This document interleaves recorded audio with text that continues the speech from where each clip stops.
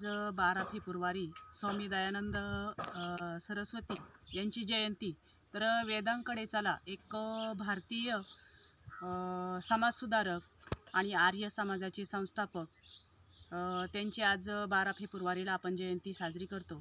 तर त्यांनी 14व्या वर्षी जेव्हा महाशिवरात्रीला महादेवाच्या पिंडीवर उंदराला प्रसाद खाताना बघितलं, तेव्हा मूर्तीपूजेबद्दल त्यांच्या मनात शंका निर्माण झाली।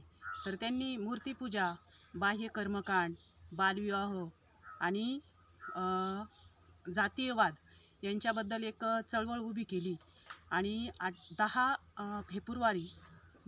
एप्रिल 1875 रोजी मुंबईमध्ये त्यांनी आर्य समाजाची स्थापना केली आणि सत्यार्थ प्रकाश हा त्यांचा गाजलेला ग्रंथ। तर आज त्यांच्या जयंतीनिमित्त त्यांच्या स्मृतीला अभिवादन आणि सर्वांना या जयंतीनिमित्त खूप खूप शुभेच्छा।